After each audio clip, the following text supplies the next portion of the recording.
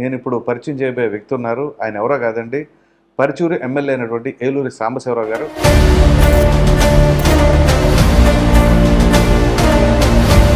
జగన్మోహన్ రెడ్డి గారి పరిపాలన గురించి మీ అభిప్రాయం చెప్పండి.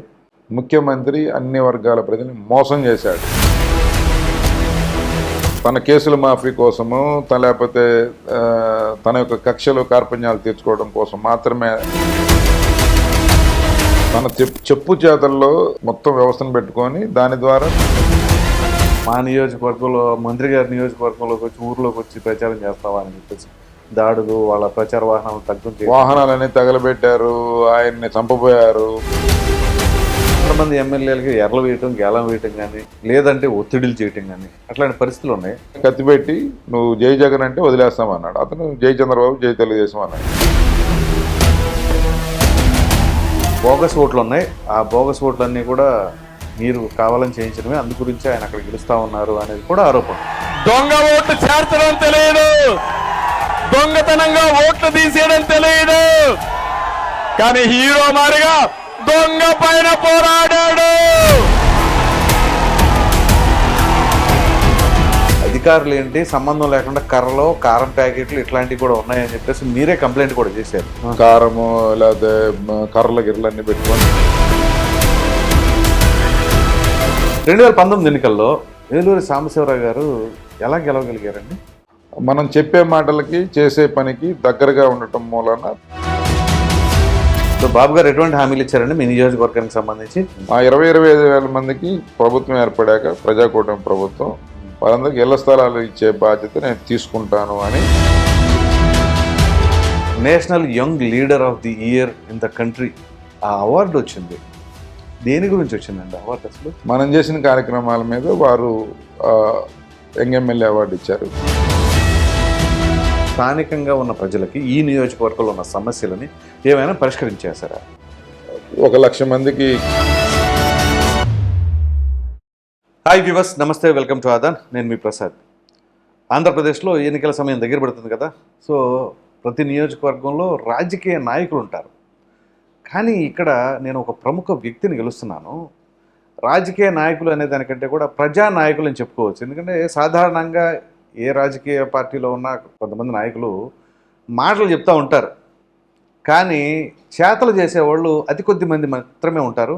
ఆ అతి కొద్ది మందిలో నేను ఇప్పుడు పరిచయం చేయబోయే వ్యక్తి ఉన్నారు. ఆయన ఎవరో కాదండి, పరుచూరు ఎమ్మెల్యే అయినటువంటి ఏలూరి సాంబశివరావు గారు. సార్ నమస్కారం. నమస్తే అండి. సార్ బాగున్నారా? బాగున్నాను సార్. చెప్పండి, మీరు ఒక రైతు కుటుంబం నుంచి వచ్చారు కదా, అసలు రాజకీయాల్లోకి ఎలా రాగలిగారు మీరు? వాస్తవంగా నేను ఒక సాధారణ మధ్యతరగతి రైతు కుటుంబం నుంచి చదువుకొని అగ్రికల్చర్ పోస్ట్ గ్రాడ్యుయేషన్ చేసి వ్యాపారంలో స్థిరపడుతున్న సమయంలో ఇక్కడ జరిగిన పరుచూరు నియోజకవర్గం మా నేటివ్ ప్లేస్. ఇక్కడ జరిగిన కొన్ని రాజకీయ పరిణామాల మూలంగా ఇక్కడ నుంచి తెలుగుదేశం పార్టీకి రాజీనామా చేసేప్పుడు కొంతమంది వైసీపీలోకి వెళ్ళినప్పుడు దీని మీద చంద్రబాబు నాయుడు గారు ప్రత్యేక దృష్టి పెట్టినప్పుడు ఆయన సూచించిన దాని మీదట నేను క్రియాశీలక రాజకీయాల్లోకి వచ్చాను. నేను చదువుకునే రోజుల నుంచి చంద్రబాబు నాయుడు గారి అభిమానిని. ఆయన రెగ్యులర్గా ఫాలో అయ్యేవాడిని, రెగ్యులర్గా కలుస్తూ ఉండేవాడిని. ఎప్పుడైతే ఇక్కడ గ్యాప్ వచ్చిందో ఈ నియోజకవర్గంలో, దాని మీద కొంత వర్కౌట్ చేసి దాన్ని గ్యాప్ ఫిల్ చేయాలని చెప్పి ఆయన సూచించినప్పుడు అప్పుడు ఫీల్డ్లోకి వచ్చి పనిచేయడం మొదలుపెట్టాను. సో ఆ విధంగా అవకాశం వచ్చింది. 2019 ఎన్నికల్లో ఒక రకంగా చెప్పాలంటే వైసీపీ చాలా స్ట్రాంగ్గా వచ్చింది ఆ వేవ్. ఆ మూమెంట్లో కూడా ఏలూరి సాంబశివరావు గారు ఎలా గెలవగలిగారండి? కారణం ఏంటి? వాస్తవంగా మొదటిసారి గెలిచినప్పుడు ఒక ఎక్స్పెక్టేషన్తో ప్రజలు గెలిపించారు. ఆ రోజు అపోజిషన్లో తెలుగుదేశం తరఫున ఒక అపోజిషన్ పార్టీ తరఫున పోటీ చేశాను. ఎప్పుడైతే 14-19 మధ్య తెలుగుదేశం ప్రభుత్వం ఏర్పడిందో ఆ సమయంలో ఒక పరుచూరు నియోజకవర్గమే కాదు, రాష్ట్ర వ్యాప్తంగా గతంలో 30-40 సంవత్సరాల్లో జరగనంత అభివృద్ధి కార్యక్రమాలు ఆ సమయంలో చేసే అవకాశం చంద్రబాబు నాయుడు గారు పక్కగా ప్లాన్ చేసి జరిపించారు. ఆ అవకాశాలను అందిపుచ్చుకొని ఇంకా కొంచెం ఎక్కువ స్థాయిలో మా నియోజకవర్గంలో ఎన్నో రకాల పెండింగ్ సమస్యలను సార్ట్అవుట్ చేయడం జరిగింది. తద్వారా ప్రజల్లో ఒక నమ్మకం, మనం చెప్పే మాటలకి చేసే పనికి దగ్గరగా ఉండటం మూలన కొంత కాన్ఫిడెన్స్ బిల్డప్ అయింది. రెండవది నేను వచ్చేటప్పటికే పార్టీ కొంత సంస్థాగతంగా వీక్ అయి ఉంది ఇక్కడ. ఓకే. దాన్ని గ్రాస్ రూట్ లెవెల్లో, బూత్ లెవెల్లో, విలేజ్ లెవెల్లో స్ట్రాంగ్గా స్ట్రెంథెన్ చేయటం వలన పార్టీ క్యాడర్ లీడర్షిప్ ఒక పర్ఫెక్ట్గా వర్క్ చేయగలిగింది. ప్రజలకి ఉన్న నమ్మకం 14-19 మధ్య నిలబెట్టుకోవటం, రెండవది పార్టీ నెట్వర్క్ని ప్రాపర్గా ఎస్టాబ్లిష్ చేయటం వల్ల ఈ రెండు కలిసి మొన్న ఎదురుగాల్లో కూడా గెలవడానికి అవకాశం వచ్చిందంట. గెలవడానికి అవకాశం. అంటే మీరేమో ఈ రకంగా ఓ ప్రణాళికాబద్ధంగా నేను ఇలా చేశాను అలా చేశాను అని చెప్పేసి అంటున్నారు. కానీ మీ ప్రత్యర్థి పార్టీలేమో బోగస్ ఓట్లు ఉన్నాయి. ఆ బోగస్ ఓట్లన్నీ కూడా మీరు కావాలని చేయించడమే, అందు గురించి ఆయన అక్కడ గెలుస్తూ ఉన్నారు అనేది కూడా ఆరోపణలు ఉన్నాయి. దురదృష్టం ఏంటంటే ఈ రాష్ట్రంలో వైఎస్ఆర్ కాంగ్రెస్ పార్టీ ఒక కొత్త రాజకీయానికి తెరలేపింది. అదేంటంటే మనం ఒక సమస్య చెబితే వాళ్ళు ఒక ఆరోపణ చేస్తారు, మనం ఒక సబ్జెక్ట్ మాట్లాడితే వాళ్ళు దానికి సంబంధం లేని ఇంకోటి ఏదో మాట్లాడతారు. కాబట్టి ఇప్పుడు ప్రత్యేక హోదా మెడల వంచి తీసుకొస్తా అన్నాడు జగన్మోహన్ రెడ్డి. దాని గురించి జనం మాట్లాడుకుంటే లేకపోతే ఎవరన్నా క్వశ్చన్ చేస్తే చంద్రబాబు నాయుడు గారు వెన్నుపోటుదారుడు అంటాడు, లేకపోతే నారాసుర రక్త చరిత్ర అంటాడు, లేకపోతే పవన్ కళ్యాణ్ గారికి ఇన్ని పెళ్ళిళ్ళు అంటాడు. ఇట్లాగా సంబంధం లేని విషయాలు మాట్లాడి టాపిక్ని డైవర్ట్ చేయడం వాళ్ళకి వెనతో పెట్టిన విద్య. రెండు, ఇక్కడ గ్రామాల్లో పంచాయతీ ఎలక్షన్ జరుగుతాయి, ఎంపీటీసీ జరుగుతాయి, జెడ్పీటీసీ జరుగుతాయి. స్థానిక సంస్థల ఎన్నికల్లో హోరాహోరీగా జరుగుతుంది. 5 ఓట్లు 10 ఓట్ల తేడాతో చాలా హోరాహోరీగా జరుగుతుంది. ఒక్క దొంగ ఓటు ఉన్నా, సపోజ్ ఒకటున్నా కూడా వాళ్ళు ఒప్పుకోరు. ఎందుకంటే నేను రాజకీయాల్లోకి వచ్చిన తర్వాత దాదాపు 2 సార్లు పంచాయతీ, 2 సార్లు ఎమ్మెల్యే, 2 సార్లు ఎంపీ, 2 సార్లు ఎంపీటీసీ ఎలక్షన్లు ఓటేశారు ప్రజలు. కాబట్టి ఇన్ని ఎన్నికల్లో కనపడని దొంగ ఓట్లు ఈ మధ్య కాలంలో మా ఓట్లు 25,000 ఓట్లు తీసేయడానికి వాళ్ళు పక్కా ప్రణాళిక తయారు చేసుకొని ఆ చేసే ప్రక్రియలో ముందుగా ప్రోపగాండా అనమాట. దొంగ ఓట్లు ఉన్నాయి అంటే వాళ్ళు వాస్తవంగా ఉన్న ఓట్లని ఒక 25,000 తీసేసి ఈ నియోజకవర్గంలో గెలవాలని ఒక ప్రణాళిక చేసుకున్నారు. ఆ తీసేస్తే ప్రజల్లో వ్యతిరేకత వస్తుంది కాబట్టి వాటిని దొంగ ఓట్లుగా చిత్రీకరించారు. ఇది చాలా కాన్స్పిరసీ జరిగింది ముఖ్యమంత్రి కార్యాలయం స్థాయిలో. కాబట్టి అట్లాంటి ప్రజల నమ్మరు, ఎందుకంటే అది ఉన్న వాస్తవమైన పరిస్థితి. అయితే 2019 ఎన్నికల్లో తెలుగుదేశం పార్టీ కేవలం 23 స్థానాలకు మాత్రం పరిమితమైంది. ఈ క్రమంలో కొంతమంది ఎమ్మెల్యేలు అంటే తెలుగుదేశం పార్టీకి ప్రతిపక్ష హోదా కూడా తీసేయాలి అనే ఉద్దేశం మీద కావచ్చు, ఏదైనా కావచ్చు, కొంతమంది ఎమ్మెల్యేలకి ఎర్రలు వేయటం, గేలం వేయటం కానీ, లేదంటే ఒత్తిడిలు చేయటం కానీ అట్లాంటి పరిస్థితులు ఉన్నాయి. అటువంటి పరిస్థితి మీకేమైనా ఎదురైందా? మీకేమైనా ఆఫర్లు వచ్చాయా? అంటే నేను వాస్తవంగా తెలుగుదేశం పార్టీకి ఒక కరుడుగట్టిన తెలుగుదేశం పార్టీ భక్తులు వ్యక్తిని. సో నాకు అట్లా ఆఫర్లు ఇచ్చే పరిస్థితి దాదాపు వాళ్ళు అంత సాహసం చేయరు. బేసికల్గా ఒత్తిడి అందరినీ చేశారు, నన్ను ఒక్కడనే కాదు. అన్ని రకాలుగా బెదిరిస్తారు, భయపెడతారు, లొంగ తీసుకోవడానికి ప్రయత్నం చేస్తారు, మన ఆర్థిక మూలాలను దెబ్బ కొడతారు, మన వ్యక్తిత్వాన్ని హననం చేస్తారు, తర్వాత ఇట్లాంటి ఆరోపణలు చేస్తారు, లేకపోతే రకరకాలుగా చేసి మనల్ని మెంటల్గా డిస్టర్బ్ చేస్తారు. తద్వారా ఎవరైనా సరే ఒకళ్ళిద్దరు వీక్ ఉంటే వాళ్ళని అట్రాక్ట్ చేస్తారు, లేదంటే ప్రెషరైజ్ చేస్తారు. అలాగా చేసి పార్టీని విచ్ఛిన్నం చేయాలని కుట్ర పన్నారు. ఆ సమయంలో ఉన్న కొద్దిపాటి ఎమ్మెల్యేలు మేమందరం ఒకరికొకరు చేదోడు వాదోడుగా ఉండి, ఒకరికొకరు సపోర్టివ్గా ఉండి, ఎప్పటికప్పుడు చర్చించుకుంటూ ఎత్తులకి పై ఎత్తులేస్తూ మొత్తం మీద ఒక పార్టీని కన్సిస్టెంట్గా స్టెబిలైజ్డ్గా ఉంచగలిగాం. సో మీకు national young leader of the year in the country ఆ అవార్డు వచ్చింది. దేని గురించి వచ్చిందండి అవార్డు? అసలు వాస్తవంగా 2014-19 మధ్యలో ఇక్కడ చేసిన అభివృద్ధి కార్యక్రమాల మీద అక్కడ యాక్చువల్గా ఒక ఎమ్మెల్యేగా, ఒక ప్రజాప్రతినిధిగా మనం చేసిన కార్యక్రమాల మీద వారు యంగ్ ఎమ్మెల్యే అవార్డు ఇచ్చారు. అదొక అప్రిసియేషన్, మనం చేసే పనులకి ఎక్కడన్నా ఒక అప్రిసియేషన్ వస్తే సాధారణ విషయం కాదు. ఒక తెలుగు వ్యక్తికి, పార్టీలకు అతీతంగా నేను మాట్లాడుతున్నాను, మన తెలుగు రాష్ట్రం నుంచి ఒక ఎమ్మెల్యే గారికి దేశవ్యాప్తంగా అటువంటి అవార్డు రావడం అంటే అది సాధారణ విషయం కాదు. ఇప్పటివరకు మనకి దక్షిణ భారతదేశంలో ఎవరికి వచ్చిన దాఖలాలు కూడా లేవు. సో అటువంటిది మీరు ఇంత షార్ట్ స్పాన్ ఆఫ్ టైంలో రావడానికి వాస్తవంగా ఏంటంటే ఎమ్మెల్యేకి డైరెక్ట్గా ఎక్కడ అధికారం ఉండదు. ఎమ్మెల్యే ఫెసిలిటేటర్ అంతే. Is representative of 2 lakh change voters constituency. అవును, ఒక 2.5 లక్షల మందిని రిప్రజెంట్ చేస్తాడు. అవును. ఈ రిప్రజెంటేషన్ ప్రాపర్గా గవర్నమెంట్కి చేసి గవర్నమెంట్ బెనిఫిట్స్ ఏదైతే ఉన్నాయో అవన్నీ కింద స్థాయిలో ఉండే ఎవరికైతే నీడ్ పీపుల్ ఉన్నారో వాళ్ళకి తీసుకురావడం ఎమ్మెల్యే బాధ్యత. ఓకే, అది కనుక పర్ఫెక్ట్గా చేయగలిగితే, అలాగే మనం ఫస్ట్ గ్రామాలని అక్కడ ఉండే పరిస్థితుల్ని, నేను కొత్తగా రాజకీయాల్లోకి వచ్చా కాబట్టి ఆ రోజు పాదయాత్ర చేయడం ద్వారా భౌగోళికంగా రాజకీయంగా అక్కడ ఉండే పరిస్థితులన్నింటినీ అర్థం చేసుకునే అవకాశం దొరికింది. ఓకే, దాని మీద సమస్యల మీద అవగాహన పెరిగింది. ఆ వచ్చిన సమస్యల్ని మనం ప్రభుత్వానికి ఎలా రిప్రజెంట్ చేయాలి, దాని నుంచి నిధులు ఎట్లా రాబట్టాలి, ఆ పనులు ఎలా పూర్తి చేయాలి.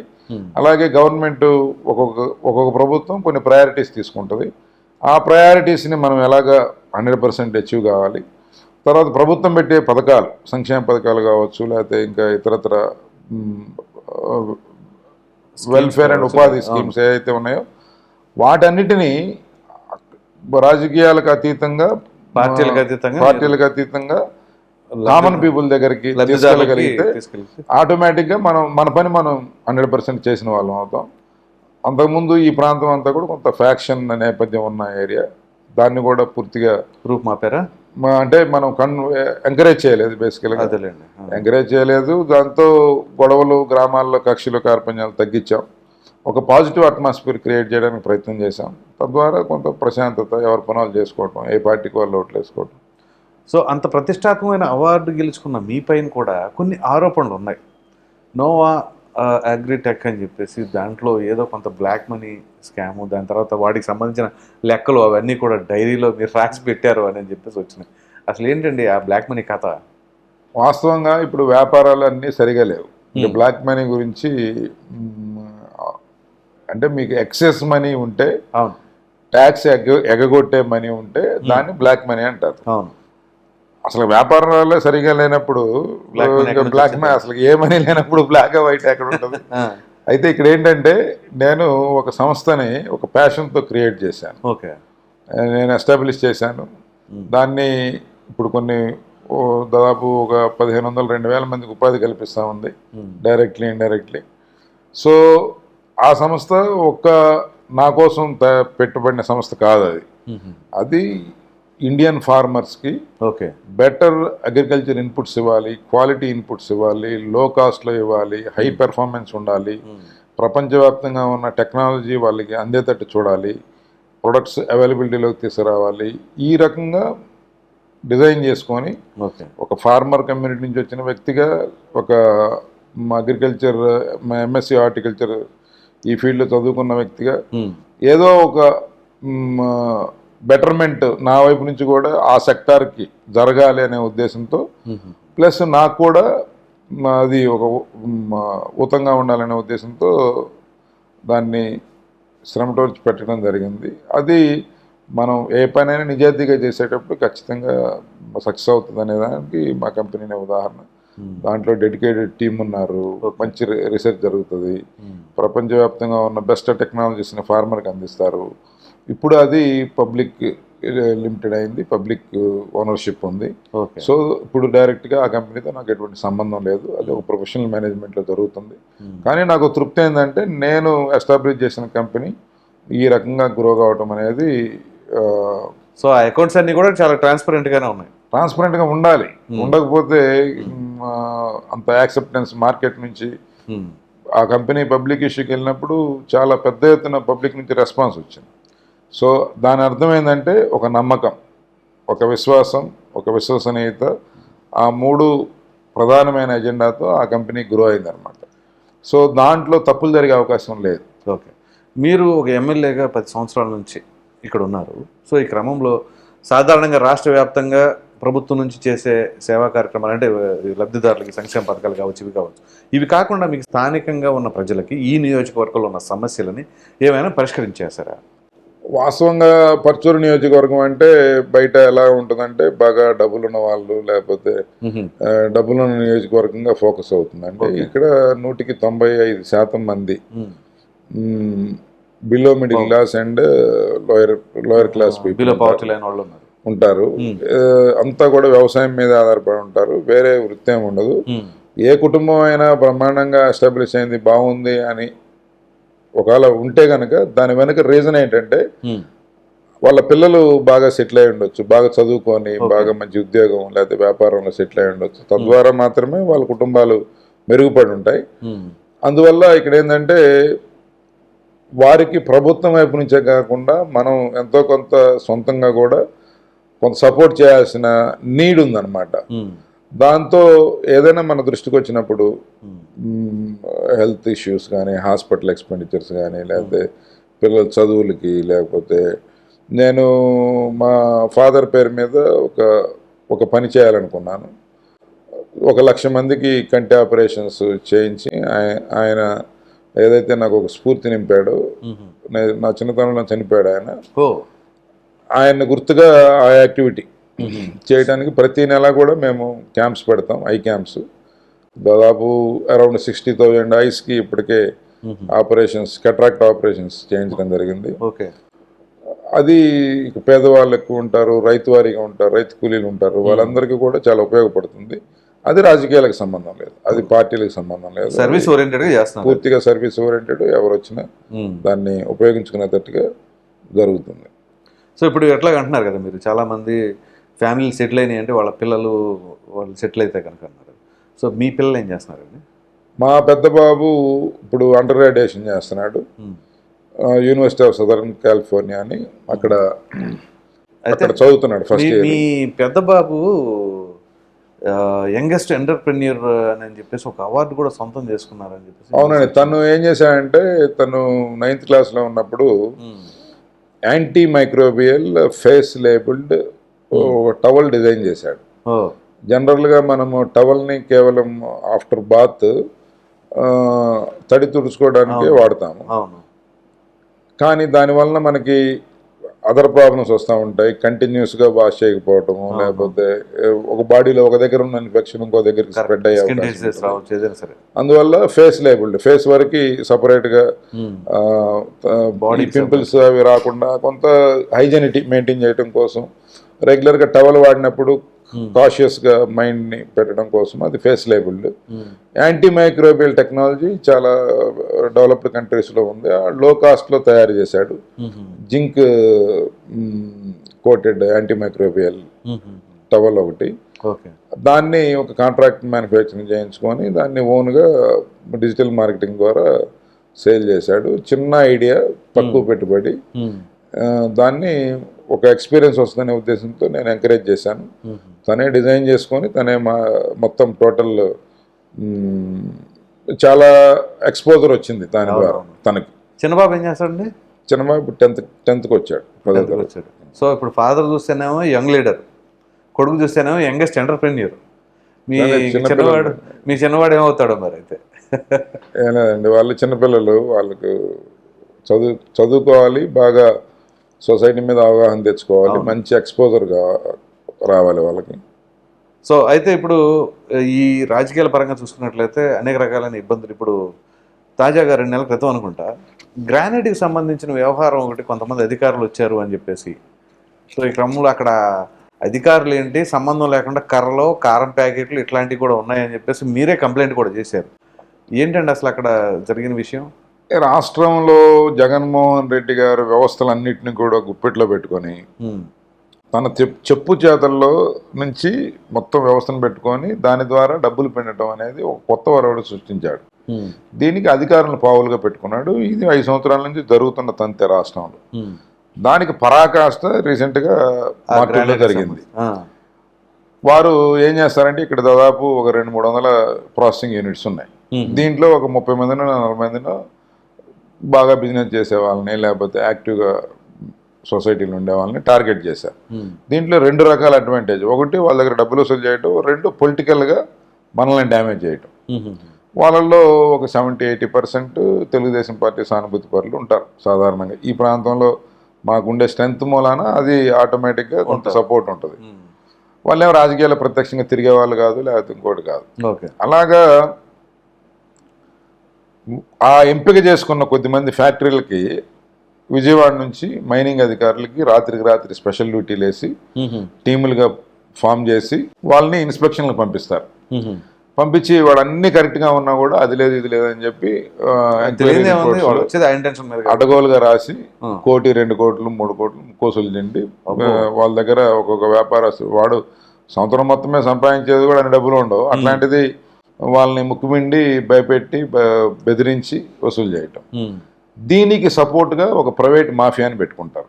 వీళ్ళ మీద ఏదన్నా ఎవరైనా ఎదురు తిరిగినా లేకపోతే ఏదైనా గట్టిగా మాట్లాడినా వాళ్ళని భయభ్రాంతులకు గురి చేసే ఆ ఓనర్స్ని వాళ్ళని అధికారం ఉంది, పవర్ ఉంది కాబట్టి పేపర్ మీద వాళ్ళని బెదిరిస్తారు.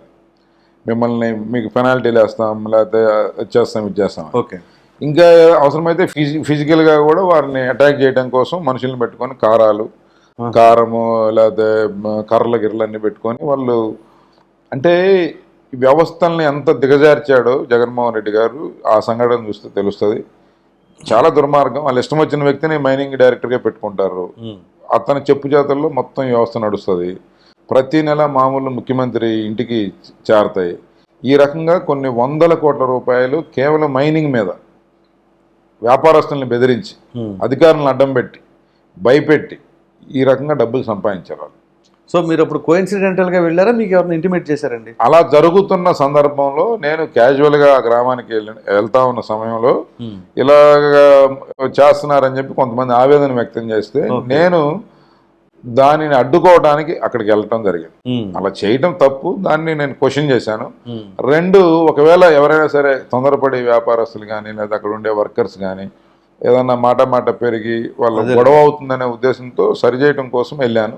సరి చేశాను, అంతా క్లియర్ చేశాను, అంతా బాధ్యతగా వాళ్ళని పంపించేశాను. బట్ సాయంత్రానికి మళ్ళీ పైనుంచి వచ్చిన ఒత్తిడి మీదకి అక్కడికి వచ్చిన ఇన్స్పెక్షన్కి వచ్చిన అధికారితో తప్పుడు ఫిర్యాదు తీసుకొని మా మీద నాన్ బెయిలబుల్ కేసు పెట్టారు. దాంట్లో 6 వ్యాపారస్తుల్ని అరెస్ట్ చేశారు. ఓకే. ఆ రోజు నేను భువనేశ్వరి గారి ప్రోగ్రాము తర్వాత ఇతర ప్రోగ్రాంలో ఉండటం వలన వారికి అందుబాటులో లేను. వారు జైలుకి కూడా వెళ్ళి వచ్చారు. తర్వాత మేము ఇమీడియట్గా కోర్టుకి అప్రోచ్ కావటం, కోర్టు చివాట్లు పెట్టడం, ఇట్లాంటి కేసులో అరెస్ట్ చేయటం అసలు కేసే తప్పుడుది, దాంతో ఇలాగా అరెస్ట్ చేయటం అసలు కరెక్ట్ కాదని చెప్పి యాంటిసిపేటరీ ఇవ్వటం జరిగింది. సో పరుచూరు నియోజకవర్గంలో కొన్ని దశాబ్దాలుగా పరిష్కరించబడిన సమస్యలు కూడా పరిష్కరించబడ్డాయి మీ హయాంలో. ప్రధానంగా చెప్పుకోవాల్సి వస్తే ఏదో కొన్ని గ్రామాలకు 2 గ్రామాలకు సంబంధించి ఒక వాగు ఒకటి అడ్డు ఉంటే ఆ బ్రిడ్జి నిర్మాణం అనేది సాధారణంగా ఏ రాజకీయ నాయకులైనా సరే వాగ్దానాలు ఇస్తూ ఉంటారు. కానీ మిమ్మల్ని ఆ ప్రజలు అడిగినప్పుడు నేను మాటల మనిషిని కాదు చేతల మనిషిని, నేను ఆ బ్రిడ్జి నిర్మించిన తర్వాత ఏదైనా మిమ్మల్ని మాట్లాడతానని చెప్పేసి చేశారట. సో దాని వాస్తవంగా నాకు ఆ 14-19 మధ్యకాలంలో చాలా సమస్యల్ని పరిష్కారం చేసే అవకాశం రావడం నా అదృష్టం. ఆ వచ్చిన అవకాశాన్ని పర్ఫెక్ట్గా పనిచేయడానికి ప్రయత్నం చేశాను. దాంట్లో అంటే ఎక్కువ మంది ప్రజలకి తెలిసిందే అది 1-2 పెద్ద ఇష్యూస్ ఉండొచ్చు, బట్ చాలా ఇష్యూస్ అటెంప్ట్ చేసి సక్సెస్ అయ్యాము. వాటిని పూర్తి చేయడం ద్వారానే ఒక నమ్మకం ఏర్పడింది. ఏదన్నా చెప్తే చేస్తాడు అనే నమ్మకం ప్రజల్లో ఏర్పడటానికి అంత పెద్ద ఎత్తున పనిచేయటం వల్లే అది రావడం జరిగింది. దాన్ని నిలబెట్టుకోవడం కోసం నిరంతరం పనిచేస్తాం. సో ఇప్పుడు మీరు ఎన్నికల ప్రచారంలోకి వెళ్తున్నారు కదా, జనసేన పార్టీతో పొత్తులో ఉన్నారు, బీజేపీ జనసేన ఎన్డీఏ కూటమి.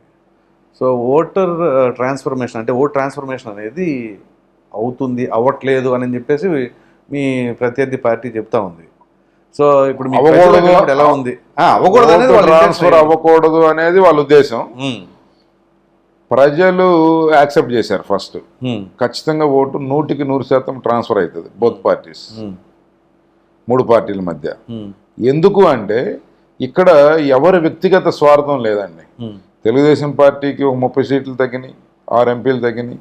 లేకపోతే రాష్ట్ర వ్యాప్తంగా గ్రో కావాలి అనుకున్న కొత్త పార్టీ, కొత్త రక్తంతో నింపబడిన జనసేన పార్టీ కొన్ని స్థానాలకే పరిమితమైంది.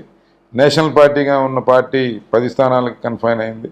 అంటే ఇక్కడ ఎవరి వ్యక్తిగత స్వార్థం లేకుండా అందరూ వాళ్ళ రాజకీయ ప్రయోజనాలను త్యాగం చేసి ప్రజల కోసం నిలబడ్డారనేది ప్రజలు నమ్మారు. అది వాస్తవం, అది ఎస్టాబ్లిష్ అయింది. కాబట్టి సాంబశివరావు తెలుగుదేశం వైపు నుంచున్నాడా లేకపోతే జనసేన నుంచున్నాడా బీజేపీ నుంచున్నాడా అనేది చూడలేదు. ఏ పార్టీ అభిమానులైనా సరే ఉమ్మడి పార్టీల అభ్యర్థిగానే చూస్తున్నారు. ఈరోజు జన సైనికులు అలాగే బీజేపీ కార్యకర్తలు నాయకులు కూడా వారు కూడా సైకిల్ సింబల్ మీద ప్లస్ ఓటేయడానికి సిద్ధంగా ఉన్నారు, ప్లస్ వాళ్ళు ఓన్ చేసుకున్నారు. చంద్రబాబు నాయుడు గారు అంటే మీకు విపరీతమైన అభిమానం, ఆయన మీకు రోల్ మోడల్ ఒక విధంగా చెప్పాలంటే. అటువంటి చంద్రబాబు నాయుడు గారిని అక్రమంగా అరెస్ట్ చేశారు అని చెప్పేసి మీ పార్టీ నేతలు మీరు కూడా చెప్పారు అనుకోండి. సో అప్పుడు అసలు మీ రియాక్షన్ ఏంటి, అసలు ఎట్లా ఉంది చంద్రబాబు నాయుడు గారు అరెస్ట్ అనగానే మీ ఫీలింగ్స్ ఏంటండి? వాస్తవంగా చంద్రబాబు నాయుడు గారిని 5 సంవత్సరాల్లో ఎన్నో అవమానాలకు గురి చేశారు. అసెంబ్లీలో నా మాటలతో వేధించారు, రకరకాలుగా దెప్పిపొడిచారు, ఎత్తిపొడిచారు, అవమానించారు. అయినా సరే ఆయన దిగమింగుకొని, నేను దగ్గరగా ఆయనతో ఈ 5 సంవత్సరాలు ఎక్కువ సమయం గడిపాను కాబట్టి ఆయనకి ఏంటంటే ఎవడైనా సరే ఆయన డైవర్ట్ చేయడానికి ప్రయత్నం చేస్తే ఆయన డైవర్ట్ కాడు, ఫోకస్డ్గా ఉంటాడు. ఒకరోజు మేము రైతుల సమస్యల మీద, రైతుల ఇష్యూస్ మీద అసెంబ్లీలో గట్టిగా ప్రభుత్వాన్ని నిలదీస్తున్నాం. వాళ్ళు ఆయన వ్యక్తిగతంగా, ఆయన సత్యమని ఆయన ఈ మాటల్లో మాట్లాడడం ద్వారా ఆయన బాధ పెట్టి చేశారు. అంతకుముందు కనీసం 100-200 సార్లు వాళ్ళ ప్రయత్నాలు చేశారు. ఇంకా ఆయన తట్టుకోలేక చివరికి బ్లాస్ట్ అయ్యాడు. ఇట్లాంటి సభలో నేను నిజాయితీగా ఒక ప్రతిపక్ష పాత్ర పోషించడానికి నా ప్రయత్నం నేను చేస్తామంటే వీళ్ళు వాళ్ళ స్వభావం, వాళ్ళ డిఎన్ఏనే రాంగ్, అందుకే ఆ విధంగా ప్రవర్తిస్తున్నారు. కాబట్టి వీళ్ళతో ఆర్గ్యూ చేయడం వల్ల వీళ్ళని నేను మార్చలేను. కాబట్టి వీళ్ళనే మార్చేస్తే ప్రజల దగ్గరికి వెళ్ళి ఖచ్చితంగా డెమోక్రసీ నిలబడుతుందని చెప్పి నమ్మి ఆయన ఈ గౌరవ సభ కాదు, దీన్ని గౌరవ సభగా మార్చి అప్పుడు మళ్ళీ సభలోకి వస్తాను. అప్పటి వరకు దీంతో ప్రయోజనం లేదు. కానీ నా బాధ్యతని ప్రజలు ఏదైతే బాధ్యత ఇచ్చారో ఆ బాధ్యతని మా ఎమ్మెల్యేలు నిర్వర్తిస్తారని చెప్పి ఆయన మా మీద నమ్మకంతో సభ నుంచి బయటికి వెళ్ళారు. ఈరోజు అందుకే ప్రజలు పెద్ద ఎత్తున ఆయనకి చేస్తున్నారు. ఆయన అరెస్ట్ అనేది జగన్మోహన్ రెడ్డి గారు 5 సంవత్సరాల నుంచి ప్రయత్నం చేశారు, ఎన్నో తప్పుడు కేసులు పెట్టారు, దాంట్లో ఏమీ చేయలేకపోయారు, కొండందో వెలుగును కూడా పట్టుకోలేకపోయారు. అయినా సరే తెగించి సమయం అయిపోతుంది కాబట్టి మళ్ళీ అధికారంలోకి వస్తామో రామో, అసలు పార్టీ ఉంటుందో లేదో అనే ఒక సందేహంతో ఆయన జైలుకి వచ్చాడు. కాబట్టి జగన్మోహన్ రెడ్డి గారు, చంద్రబాబు నాయుడు గారు జైలుకి పంపించాలి, ఆయన కక్ష తీర్చుకోవాలి అనే ఏకైక దీంతో అరెస్ట్ చేయడం దుర్మార్గం. ఎందుకంటే చంద్రబాబు నాయుడు గారు 40 సంవత్సరాల పైగా ప్రజా జీవితంలో ఉన్నాడు, ఎక్కడ చిన్న అవినీతి ఆరోపణ కూడా లేదు, రాజకీయాలని పద్ధతిగా చేసిన వ్యక్తి. సో అయితే చంద్రబాబు నాయుడు గారు అరెస్ట్ అయి ఉన్నారు కదండి. ఆయన అరెస్ట్ అయిన సమయంలో ఊహించిన విధంగా జనసేన అధినేత పవన్ కళ్యాణ్ గారు అక్కడికి వెళ్ళి ఆయన బయటకు వచ్చిన తర్వాత ప్రెస్ మీట్ పెట్టి కలిసి వెళ్తున్నాం అని చెప్పేసి అన్నారు కదా. అసలు అప్పుడు మీ రియాక్షన్ ఏంటి, అసలు ఎట్లా ఉందండి? అది పవన్ కళ్యాణ్ గారి గొప్పతనం అండి. ఎందుకంటే 2 రాజకీయ పార్టీలు దగ్గరకు వచ్చేటప్పుడు ఏ రకంగా ఎదుటి పార్టీ నుంచి లాభం పొందాలని చూస్తాయి. కానీ ఆయన కష్టంలో ఉన్నప్పుడు, తెలుగుదేశం పార్టీ నాయకుడు కష్టంలో ఉన్నప్పుడు పక్కన ఉండే ప్రతిపక్ష పార్టీగా, కొలీగ్ పార్టీగా ఆయన సపోర్ట్కి వెళ్ళాడు, నిలబడ్డాడు. అవసరమైతే అన్కండిషనల్గా పొత్తు పెట్టుకోవడానికి కూడా డిక్లేర్ చేశాడు. అంటే ఏదైనా సరే రాజకీయ ప్రేరేపిత పొత్తు కాదనేది అక్కడే స్పష్టంగా తెలుస్తుంది. ఈ రకంగా మనం విడిపోయి కొట్లాడుకుంటే నష్టపోతాం, మనతో పాటు రాజకీయంగా మనం నష్టపోతాం, రాష్ట్రం నష్టపోతుంది, బిడ్డల భవిష్యత్తు అంధకారంలోకి వెళ్ళిపోతుంది. కాబట్టి మన ప్రయోజనాలు పక్కన పెట్టి మనం కలిసి ఉండాలి అనేది ఆయన గట్టిగా నమ్మాడు పవన్ కళ్యాణ్ గారు. ఎవరో చెప్తేనో లేకపోతే ఇంకోటో కాదు. అందుకే ఆయన అనుకున్నది వాస్తవంగా గట్టిగా నిర్ణయం తీసుకున్నాడు. కాబట్టి వైసీపీ వాళ్ళు చిల్లర మల్ల మాటలు ఎన్నన్నా, లేకపోతే ఇంటర్నల్గా పార్టీలో ఒకళ్ళిద్దరు విభేదించిన పెద్ద మనసుతో ఆయన వాటన్నిటిని తీసుకెళ్ళి ఒక true spirit of coalition express చేశాడు ఆయన. దాంతో ప్రజలు యాక్సెప్ట్ చేశారు. తెలుగుదేశం క్యాడర్ కానీ, అటు జన సైనికులు కానీ, ఈ 2 పార్టీలు దీన్ని చేశారు. బీజేపీ నుంచి కూడా అడిషనల్ సపోర్ట్ రావడంతో 3 పార్టీలు కలిసి వెళ్తారు. 2019లో జగన్మోహన్ రెడ్డి గారికి గెలవగానే సాధారణంగా మీరు ఏం ఊహించారు అసలు? అంటే ఈయన పరిపాలన ఎలా ఉంటుంది అని మీకు ఒక క్లారిటీ ఉందా, ఏముంది? నేను వాస్తవంగా 2019లో జగన్మోహన్ రెడ్డి గెలిచినప్పుడు ఇంత దుర్మార్గంగా పరిపాలన చేస్తాడని నేను అనుకోలేదు. యంగ్స్టర్ చాలా హామీలు ఇచ్చాడు, ప్రజలకు ఒక నమ్మకాన్ని కల్పించాడు, 151 సీట్లతో గెలిచాడు. ఇతను లాంగ్ రన్ పాలిటిక్స్ ఈ ఈ స్టేట్లో ఒక మంచి రాజకీయం చేస్తాడేమో అనే ఒక రాంగ్ ఎగ్జంప్షన్లోకి మీరు వచ్చారు. అజంప్షన్ ఉంది. ఈయన మొదట్లో అసెంబ్లీలో స్పీచ్ల్లో మాట్లాడినప్పుడు దగ్గరగా చూసినప్పుడు, లేకపోతే ఆయన చెప్పే మాటలు మొదటి 3 నెలలు 4 నెలల్లో విన్నప్పుడు వాస్తవంగా అలాంటి పరిస్థితి ఉంది. ఎప్పుడైతే ఇతను ప్రజావేదిక కూలగొట్టి 3 రాజధానుల బిల్లు తీసుకొచ్చి అతని యొక్క మైండ్లో ఉన్న విషపు ఆలోచనలను బయటపెట్టడం మొదలుపెట్టాడో అతని రంగు స్వరూపం తేటతెల్లమైపోయింది, స్లోగా ఎక్స్పోజ్ అయిపోయింది. అతను ఊహించిన దానికన్నా చాలా డేంజరస్ పొలిటీషియన్. కాబట్టి ఇతని వల్ల చాలా ప్రమాదం ఉంటుంది, స్టేట్కి చాలా నష్టం ఉంటుంది, కొత్త సాంప్రదాయాలు తీసుకొస్తాడు. ఇతను థాట్ ప్రాసెస్ డిఫరెంట్, రొటీన్గా లేదనేది అప్పుడు అర్థమైంది. రీసెంట్గా ఒక ఇన్సిడెంట్ జరిగింది పుంగనూరులో, మీకు తెలిసే ఉంటుంది. బీసీవై పార్టీ రామచంద్ర యాదవ్ గారు, ఆయన పైన కూడా పెద్దిరెడ్డి గారి అనుచరులట అని చెప్పేసి అంటున్నారు. అది పుంగనూరులోనే. సో మా నియోజకవర్గంలో మంత్రి గారి నియోజకవర్గంలోకి వచ్చి ఊర్లోకి వచ్చి ప్రచారం చేస్తావా అని చెప్పేసి దాడులు, వాళ్ళ ప్రచార వాహనాలను దగ్ధం చేసి వాహనాలన్నీ తగలబెట్టారు, ఆయన్ని చంపబోయారు, వాళ్ళ కార్యకర్తలని నాయకుల్ని విపరీతంగా కొట్టారు. అంటే ఆయన ఆల్రెడీ సిఆర్పిఎఫ్ రక్షణలో ఉన్న వ్యక్తి, అతనికే రక్షణ లేకపోతే ఇంకా సాధారణ ప్రజల పరిస్థితి ఏంటండి? అంటే వీళ్ళ మీద ఎవడో పోటీ చేయకూడదు, వీళ్ళని ఒక మాట అనకూడదు, వీళ్ళని ప్రశ్నించకూడదు, వీళ్ళకి ఎదురు తిరగకూడదు, లేకపోతే వీళ్ళకి ఆపోజిట్గా ఇంకొక పార్టీలో పనిచేయకూడదు. అంటే వీళ్ళ ఆలోచనలు ఎలా ఉన్నాయంటే, మా దగ్గర అధికారం ఉంది, మా దగ్గర డబ్బు ఉంది, మా దగ్గర రౌడీజం ఉంది, కాబట్టి మేమేం చేస్తే అది భరించాల్సిందే మీరు అన్నట్టు ఉంది. ఎవడైతే భరించలేడో, ఎవరైతే ఎదురు తిరుగుతారో వాళ్ళ మీద ఈ రకంగా చేసి భయభ్రాంతులకు గురి చేసి భవిష్యత్తులో కూడా ఎవడు అలాంటి ఆలోచన చేయకుండా ఉండాలనేది ఇది ఒక ఫ్యాక్షన్ మైండ్ పాలిటిక్స్. ఇది అంటే కొంతమంది అత్యుత్సాహంగా ఉంటారు అనుచరులు, వాళ్ళు ఏదో వాళ్ళ నాయకుడి దగ్గర మార్కులు కొట్టివేయడం కోసం ఇట్లాంటివి చేసి అది చాలా పక్కా పకడ్బందీగా ప్లాన్ చేసింది తప్పితే లీడర్ అనుమతి లేకుండా ఇవాళ ఎవడండి గొడవకి వెళ్ళేది? వాడు ఇంట్లో తినడానికి తినలేక నానా ఇబ్బందులు పడతా ఉంటే ఇతని కోసం వెళ్ళి వాడు కొట్లాడి కేసులు పెట్టించుకుంటారండి. అట్లా కాదు. ఇది గవర్నమెంట్ స్పాన్సర్డ్. ఇది మీరు గవర్నమెంట్ స్పాన్సర్ అనమాకంటే, కానీ ఎందుకంటే జగన్మోహన్ రెడ్డి గారు నా బీసీలు నా ఎస్సీలు అని చెప్పేసి వాళ్ళందరి కోసం సంక్షేమ పథకాలను ఇప్పటికప్పుడు బటన్ నొక్కేసి నేను ఇందాక చెప్పింది అదే. జగన్మోహన్ రెడ్డి గారు చెప్పేది వేరు, చేసేది వేరు. ఆయనది 2 ఉంటాయి, front face, back face. Front ఫేస్లోనేమో ఇవన్నీ చెప్తాడు, నా ఎస్సీలు నా బీసీలు, లేకపోతే ఆయన అసలు ఈ రాజకీయాన్ని మార్చడానికి వచ్చిన ఒక అద్భుతమైన వ్యక్తిగా తనను తాను ప్రజెంట్ చేసుకుంటాడు. కానీ బ్యాక్ ఎండ్లో చేసేయన్ని మాస్క్ అడిగితే ఒక పిచ్చేడుగా ముద్ర వేసి ఒకటి చంపేస్తారు. ఇంకెవడో క్వశ్చన్ చేయడానికి, రిక్వెస్ట్ కూడా నువ్వు చేయడానికి లేదు, అతను ఇస్తేనే తీసుకోవాలి. అలాంటి మైండ్ సెట్ జగన్మోహన్ రెడ్డి. ఈ రాష్ట్రంలో ఇంతకుముందు చాలామంది ముఖ్యమంత్రులు ఈ రాష్ట్రాన్ని పరిపాలించారు. ప్రజలకి సమస్యలు కొన్ని తీర్చగలిగారు, కొన్ని తీర్చలేకపోతారు. సమస్యలు నిరంతరం ఉంటాయి. అంగన్వాడీ వర్కర్స్ కావచ్చు, ఎంప్లాయీస్ కావచ్చు, పారిశుద్ధ్య కార్మికులు కావచ్చు, కాంట్రాక్టర్లు కావచ్చు, నిరుద్యోగులు కావచ్చు, భవన కార్మికులు కావచ్చు, రాష్ట్రంలోని అన్ని వర్గాల ప్రజలు వాళ్ళ సమస్యలు ఉంటాయి. ఈ 5 సంవత్సరాల్లో ఏ వర్గం కూడా వారికి ఉన్న సమస్యల్ని డైరెక్ట్గా ముఖ్యమంత్రికి రిప్రజెంట్ చేసిన సంఘటన ఒక్కటి కూడా లేదు.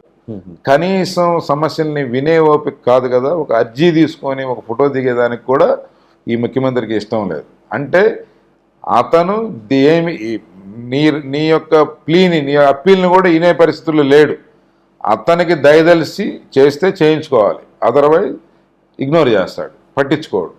ఎవడైనా సరే ఇది తప్పు అని ఎదురు తిరిగితే సుధాకర్ గారి మీద, డాక్టర్ సుధాకర్ మీద పిచ్చివాడిగా ముద్ర వేసి చంపేసినట్టు, లేకపోతే అక్కడ చంద్ర యాదవ్ని, రామచంద్ర యాదవ్ గారి పైన దాడి, చంద్ర యాదవ్ అని మాచర్లో ఒక బీసీ లీడరు ఎస్టాబ్లిష్ అవుతున్నాడని చెప్పి ఒక భయానక వాతావరణం సృష్టించాలి రాజకీయంగా. యాక్టివ్గా ఎవడు తిరుగుతూ ఉంటే మిగతా వాళ్ళందరినీ స్లో చేయాలి. స్లో చేయాలంటే ముందెళ్ళేవాడిని ఒకరిని కొట్టేస్తే ఆటోమేటిక్ ఆయన కూడా భయపడతాడు.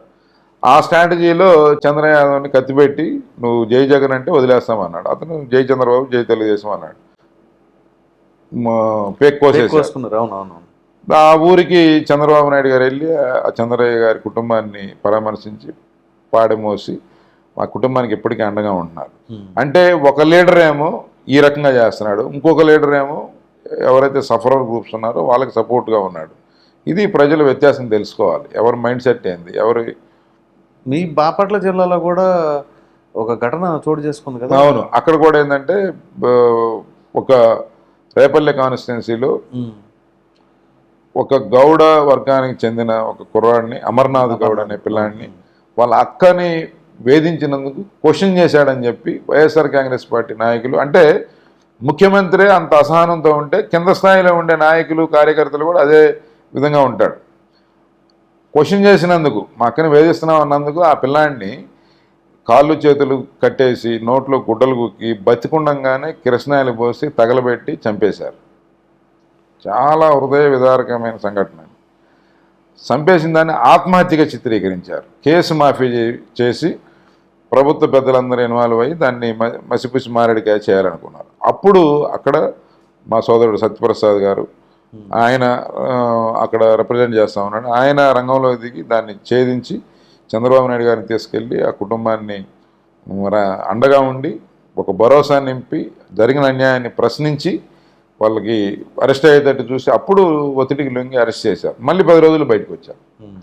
అంటే వీళ్ళ వ్యవస్థలు మొత్తం వీళ్ళు చెప్పు చేతల్లో వీళ్ళకి అనుకూలంగా ఉండే వాళ్ళకి మడుగులు నడిపిస్తారు. ఎవడైతే ఎదురు తిరుగుతాడో వాడు ఇదే వ్యవస్థను ఉపయోగించి వాడి మీద దాడి చేస్తారు. వాడిని అన్ని రకాలుగా. అప్పుడు రెండో వాడు క్వశ్చన్ చేసేవాడు రాడు, బయటికి ఎదురు తిరిగేవాడు రాడు, ప్రశ్నించేవాడు రాడు. కాబట్టి వాళ్ళ పని వాళ్ళు చేసుకోగలుగుతారు. వాళ్ళ అరాచకాలు, అక్రమ డబ్బులు సంపాదించడం, లేకపోతే ఇవన్నీ. ఓకే. సో ఇప్పుడు ఏదైతే మీ నియోజకవర్గంలో ప్రజలకి, మహిళలకు కావచ్చు, వ్యవసాయ రంగం సంబంధించిన వాళ్ళు కావచ్చు, నిరుద్యోగ యువతకి కావచ్చు, అలాగే కూలి పనులు చేసుకునే వాళ్ళు కావచ్చు, వీళ్ళందరికీ మీరు ఎటువంటి హామీ ఇవ్వబోతున్నారు రేపు మీరు గెలిచిన తర్వాత, ఒకవేళ మీరు ప్రభుత్వం వస్తే? అదేవిధంగా చంద్రబాబు నాయుడు గారి ద్వారా ఏమైనా సరే మీరు హామీలు తీసుకున్నారా, ఇది చేస్తానని చెప్పేసి?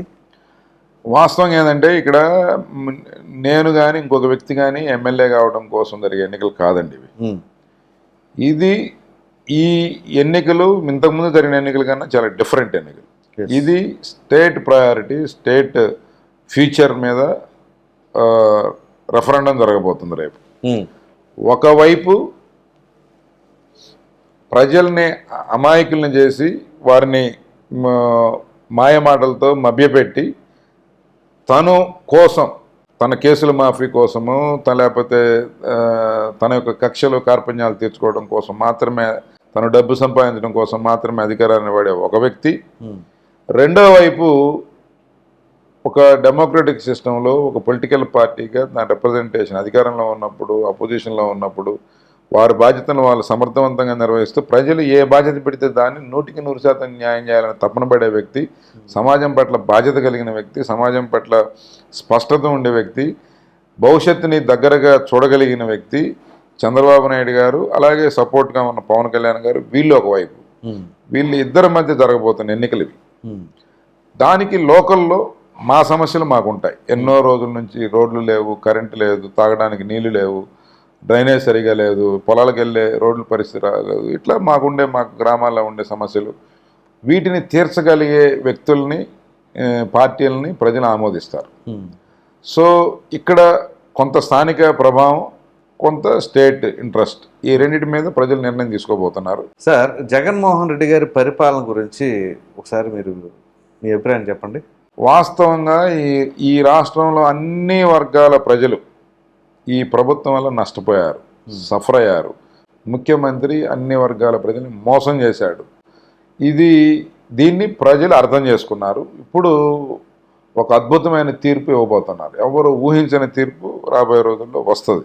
భవన నిర్మాణ కార్మికుల్ని రోడ్డును పడేశాడు. వచ్చిన 6 నెలలకి 1000 రూపాయలకు దొరికే ఇసుకని 6000 రూపాయలు, 8000 రూపాయలు డిమాండ్ క్రియేట్ చేశాడు. ఇసుక మొత్తం ముఖ్యమంత్రి వ్యాపారం చేసుకుంటున్నాడు. ఇది వాస్తవం. ఈ రాష్ట్రంలో వైఎస్ఆర్ కాంగ్రెస్ పార్టీ నాయకులకి, లేకపోతే సాధారణ ప్రజలకి అందరికీ తెలిసిన వాస్తవం ఇది. అంటే ముఖ్యమంత్రి వ్యాపారం చేసుకోవడం కోసం, ఇసుక మీద డబ్బులు సంపాదించడం కోసం ఉచితంగా దొరికే ఇసుకని నువ్వు రేటు పెంచి దాన్ని స్కేసిటీ క్రియేట్ చేసి, వాళ్ళు పస్తులుండి రోడ్డు పడినా కూడా కనికరించకుండా బంగారం లెక్క దాన్ని అవైలబిలిటీలో లేకుండా చేసి డిమాండ్ క్రియేట్ చేసి ఈ రకంగా వ్యాపారం చేస్తున్నాడు. నెంబర్ 1. నెంబర్ 2, 60 రూపాయలకు దొరికే మద్యం బాటిల్ చాయిస్ మీకు ఉంటుంది, మీకు కావాల్సిన బ్రాండ్ కొనుక్కుంటారు. దాన్ని 200 రూపాయలు చేసి దేశంలో ఇతర ప్రాంతాల్లో దొరికే మందు బాటిల్ మన ఆంధ్రప్రదేశ్లో దొరకదు, ఆంధ్రప్రదేశ్లో దొరికే మందు బాటిల్ బయట రాష్ట్రాల్లో దొరకదు. కస్టమర్కి ఛాయిస్ లేకుండా చేసి అతను చెప్పిన మందే అతను చెప్పిన రేటుకి జనాలు కొని ఆరోగ్యాలు పోగొట్టుకొని లక్షల మంది చనిపోయి దాని మీద వేల కోట్ల రూపాయలు ఆయన డబ్బులు సంపాదిస్తూ ఉన్నాడు. ఈ రెండు విషయాలు చూస్తే ముఖ్యమంత్రి పనితనం ఏంది, ఆయన మైండ్ సెట్ ఏందని అర్థమవుతుంది. ఇది మంచిదా ఈ స్టేట్కి, దీనివలన ప్రయోజనం ఉంటుందా? ఇట్లాంటి మనస్తత్వాలు, ఇట్లాంటి ఎంతకైనా తెగించగలిగే డబ్బుల కోసం లేదా ఇంకో దానికోసం ఎంతకైనా తెగించే వ్యక్తి ఈ రాష్ట్రానికి ఏ రకంగా మేలు చేస్తాడు? నంబర్ 3, బ్రహ్మాండంగా ప్రజల సొమ్ముతో కట్టబడిన ప్రజావేదిక, ప్రజల కోసం వాడేది. ప్రభుత్వంలో 5 సంవత్సరాలు ఉండే ముఖ్యమంత్రి 100 సంవత్సరాలకి ఉపయోగపడాల్సిన ప్రజావేదికని ఈయనకుండే 5 సంవత్సరాల అధికారంతో పడగొట్టే అధికారం ఎవడిచ్చాడండి? దాన్ని ఆ డెబ్రిస్ని ఇంతవరకు రిమూవ్ చేయలేదు. అంటే చంద్రబాబు నాయుడు గారి మీద కక్ష ఉంటే నువ్వు రాజకీయంగా తేల్చు. చంద్రబాబు నాయుడు గారు ఏదైనా తప్పు చేస్తే నువ్వు న్యాయపరంగా నువ్వు చేయాల్సింది చేయి. అంతేగాని ప్రజావేదిక ప్రజల డబ్బు దాని ఎందుకు పడగొట్టాడంటే అతని వ్యక్తిత్వం, అతని మనస్తత్వం తెలుస్తుంది. ఈ రకంగా చంద్రబాబు నాయుడు గారు 40 సంవత్సరాల నుంచి రాజకీయాల్లో ఉన్నాడు. అపోజిషన్ లీడర్గా ఉన్నాడు, సీఎంగా ఉన్నాడు. అలాగే పవన్ కళ్యాణ్ గారు కొత్తగా రాజకీయాల్లోకి వచ్చాడు. వీళ్ళిద్దరిని ఏ రకంగా ఆయన వాళ్ళ యొక్క క్యారెక్టర్ని అసాసినేట్ చేయటం, వారి మీద తప్పుడు కేసులు బనాయించటం, రకరకాలుగా వేధించటం, చంద్రబాబు నాయుడు గారిని 53 రోజులు జైల్లో పెట్టడం, అవినీతి ఆరోపణలు చేయటం, సంబంధం లేని కేసుల్ని ఆయనకు అంటగట్టడం, వాళ్ళ ఇంట్లో జరిగిన హత్యలకు కూడా ఈయన్ని ముడిపెట్టడం, ఈ రకంగా చేసి ప్రజలను తప్పుదారి పట్టించడం, మళ్ళీ ప్రజల దగ్గరికి వచ్చి సానుభూతి కోసం రకరకాలు మాట్లాడడం, ఇవన్నీ ఈ స్పీడ్ యుగంలో, ఈ ఆధునిక యుగంలో చేయాల్సిన రాజకీయం కాదండి. ఇది ప్రపంచవ్యాప్తంగా 2-3 సంవత్సరాలకు ఒకసారి విపరీతమైన మార్పులు వస్తూ ఉంటాయి. మనం వాడే ఫోన్ మళ్ళీ 1 సంవత్సరం తర్వాత ఇంకా బెటర్ అప్గ్రేడ్ అయిపోతూ ఉంది. అంటే ప్రపంచం ఎంతో స్పీడ్గా ముందుకెళ్తున్న సమయంలో ప్రపంచవ్యాప్తంగా వచ్చే అవకాశాలని అందిపుచ్చుకొని మనకు తీసుకురాగలిగే శక్తి మన లీడర్కు ఉండాలి. కానీ మన లీడర్ అవకాశాలు వాడుకోకపోగా మనల్ని అన్ని రకాలుగా దీంట్లో పడేస్తూ వెనక్కి తీసుకెళ్ళిపోతున్నాడు. అందుకే 20-30-40 సంవత్సరాలు వెనక్కి వెళ్ళిపోయాము అనేది కూడా కాదు, నష్టపోయాము. ఆ నష్టం మళ్ళీ రికవర్ చేసుకోలేని నష్టం చేశాడు ఇతను. సో బాబు గారు ఎటువంటి హామీలు ఇచ్చారండి మీ నియోజకవర్గానికి సంబంధించి?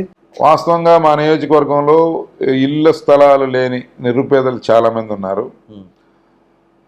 వైఎస్ఆర్ కాంగ్రెస్ పార్టీ ప్రభుత్వం ఏర్పడాక కొత్తగా కొంతమందికి ఇళ్ల స్థలాలు ఇచ్చారు, 1 సెంటు. దాంట్లో 2 డిఫెక్ట్స్ ఏంటంటే అర్హులైన పేదవారికి అందరికీ ఇవ్వలేదు. ఓన్లీ కొంతమంది వైఎస్ఆర్ కాంగ్రెస్ పార్టీ నాయకులకి, కార్యకర్తలకి, వాళ్ళకి ఆల్రెడీ ఇల్లులు స్థలాలు ఉన్నా కూడా నిబంధనలు పాటించకుండా ఇచ్చారు. 2 1 సెంట్ ఇచ్చారు. పల్లెటూరులో ఏంటంటే ఒక గేదె ఉంటుంది, ఒక కోడి ఉంటుంది, లేకపోతే రకరకాల ఈ సపోర్టింగ్ ఇన్కమ్ వచ్చేది ఉంటాయి. అసలు 1 సెంట్లో కనీసం ఒక బెడ్రూమే పట్టదు. అలాంటిది పిల్లలు మళ్ళీ పెద్దవాళ్ళు అయితే ఇల్లు సరిపోదు. గ్రామీణ ప్రాంతాల్లో సెంటర్ నరిచారు కదా, మోస్ట్లీ సెంటే ఇచ్చారు. చాలా చోట్ల రోడ్లు కట్ చేసుకొని అది క్యాలిక్యులేట్ చేసి ఇచ్చారు. బట్ ఇక్కడ ఏమైతుందంటే కనీసం 2 సెంట్లు 2.5 సెంట్లు ఇవ్వాలి. 2 పేదలు, వాళ్ళకి రాజకీయ పార్టీలతో సంబంధం ఏముంది కాబట్టి పేదలుగా అర్హులా కాదని చూడాలి. సో ఇక్కడ ఎవరైతే అర్హత ఉండి ఇళ్ల స్థానం లేదో సుమారుగా నా ఉద్దేశం 20 నుంచి 25 వేల మధ్యలో ఉంటుంది. ఆ 20-25 వేల మందికి ప్రభుత్వం ఏర్పడాక ప్రజాకూటమి ప్రభుత్వం వాళ్ళందరికీ ఇళ్ల స్థలాలు ఇచ్చే బాధ్యత నేను తీసుకుంటాను అని చంద్రబాబు నాయుడు గారు మన రిక్వెస్ట్ మీద ఇంకొల్లు సభలో కూడా, ప్రజాగలం సభలో కూడా చెప్పడం జరిగింది. అలాగే గుంటూరు ఛానల్ ఎక్స్టెన్షన్, పర్చూరు వరకు గోదావరి నీళ్ళు తీసుకొచ్చే ప్రాజెక్ట్ ఏదైతే ఉందో అది 275 కోట్లతో అప్పుడు తెలుగుదేశం మొదలుపెట్టింది. వీళ్ళు దీన్ని 5 సంవత్సరాలు ఏం చేయలేకపోయారు. మరలా మన ప్రభుత్వం వచ్చాక దాన్ని పూర్తి చేస్తామని చెప్పారు. అలాగే మైనారిటీలకు సంబంధించి షాదీఖానా కానీ, మసీద్ కానీ, బరిల గ్రౌండ్, కబ్రస్థాన్ కానీ, ఈద్గాలు కానీ వీటి నిర్మాణం కోసం ఎన్ని డబ్బులు అవసరమైతే అన్ని డబ్బులు ఇస్తానని చెప్పి వారు హామీ ఇచ్చారు. ఇవి కాకుండా గ్రామంలో పెండింగ్ రోడ్లు కానీ, డ్రైనేజ్ కానీ, ఇవి తర్వాత మాది ఏదైతే సూపర్ 6లో హామీ ఉంది ప్రతి ఇంటికి కుళాయిలు సురక్షితమైన నీటిని అది రాష్ట్ర అందిస్తామని వ్యాప్తంగా ఉందిలేండి. దాన్ని కూడా అది ఆ అవసరం మా నియోజకవర్గంలో ఎక్కువ ఉంది. ఓకే. సో ఆ ఆపర్చునిటీని కూడా ఎక్కువ ఉపయోగించుకొని ఇక్కడ బాగా చేస్తాం. అయితే మీరు పేదలకు ఇప్పుడు ఎంత స్థలం ఇస్తారండి? మినిమం 2 సెంట్లు, మేము 3 సెంట్ల వరకు ప్రపోజల్ పెడుతున్నాం. అక్కడ ఉండే మినిమం 2 సెంట్లు మేజర్ 2 సెంట్లు అది పక్కా అంటారా? పక్కా డిసైడ్ అయింది. సాధారణంగా మున్సిపాలిటీలు కానీ లేదా మేజర్ పంచాయతీస్లో 2 సెంట్లు పర్లేదు, కానీ విలేజెస్లో 3 సెంట్లు మినిమం ఉంటే బాగుంటుంది అనేది మా ఉద్దేశం. సో ఫైనల్గా చెప్పండి, రాబోయే ఎన్నికలకు సంబంధించి మీరు ప్రజలకు ఏం చెప్పదలుచుకున్నారు?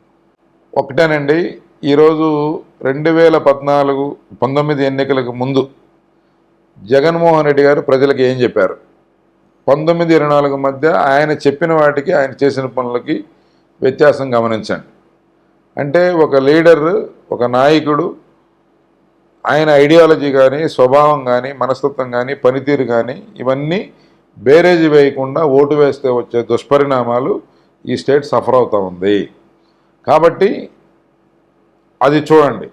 2 రాజకీయ ప్రయోజనాలను పక్కన పెట్టి ఈరోజు 3 పార్టీలు కలిసినాయి స్టేట్ ఇంట్రెస్ట్ కోసం. పనిచేసే వ్యక్తి, నిస్వార్థంగా ఉండే వ్యక్తి ఒకవైపు, తర్వాత నిజాయితీతో రాజకీయం చేయాలనే పవన్ కళ్యాణ్ గారు, వీళ్ళందరూ కలిసి రాష్ట్రం కోసం ఒక అప్పీల్ చేస్తున్నారు ప్రజలకి సరైన నిర్ణయం తీసుకోమని. కాబట్టి ఈ కంపారిజన్లో ప్రజలు కరెక్ట్గా కనుక ఆలోచించి నిర్ణయం తీసుకుంటే ఈ రాష్ట్రానికి మంచి రోజులు వస్తాయనేది నా ఉద్దేశం. అలాగే భవిష్యత్తులో ఒక మంచి సుపరిపాలన రావాలన్నా, అలాగే మన ప్రాంతాల అభివృద్ధి కావాలన్నా, మన బిడ్డలకి మంచి వసతులు కలిగిన మన స్టేట్ని, మంచి అవకాశాలు కలిగిన మన స్టేట్ని మనం అందించాలన్నా ఒక మంచి ప్రభుత్వం, ప్రజల యొక్క బాగోగులు చూడగలిగే ప్రభుత్వం రావాలి. అది ప్రజాకూటమి ద్వారా సాధ్యపడుతుందని నేను భావిస్తూ ఉన్నాను. మీరు కూడా దానికి సపోర్ట్ చేస్తారని చెప్పి ఆశిస్తున్నాను. Thank you. ఏలూరు సాంబశివరావు గారు హ్యాట్రిక్ విజయం సాధించబోతున్నారంటారా? ఇక్కడ దాంట్లో డౌట్ ఏం లేదండి, క్లియర్గానే ఉంది. ఇక్కడ ప్రజలు గెలిపిస్తారు. ఈ గెలుపులో వాళ్ళు భాగస్వాములు అయ్యారు. కాబట్టి నన్ను ఒక కుటుంబ సభ్యుడిగా, వారిలో ఒకడిగా నన్ను భావిస్తారు. కానీ నేను ఒక ప్రజాప్రతినిధిగా లేకపోతే ఇంకొక దీని కింద వారు చూడరు. కాబట్టి ప్రజలే గెలిపించుకుంటారని చెప్పి వాళ్ళే డిసైడ్ అయిపోయారంటారా? ఎందుకంటే 2 ఎన్నికల్లో ఇంతకుముందు పార్టిసిపేట్ చేశాను నేను. ఇప్పుడు ప్రచారంలో తిరుగుతున్నా, డిఫరెన్స్ స్పష్టంగా కనిపిస్తుంది. అదేలేండి. ఊహించని స్పందన, అపురూపమైన స్పందన వాళ్ళ దగ్గర నుంచి మద్దతు రూపంలో కనిపిస్తూ ఉంది. ఖచ్చితంగా మంచి మెజార్టీతో గెలుస్తానని నమ్మకం నాకు. So I wish you all the best అండి. Thank you so much. చాలా విలువైన సమయాన్ని ఇంత ప్రచారంలో ఉండి కూడా మీరు కేటాయించారు. Once again thank you sir. Thank you అండి. Thank you very much.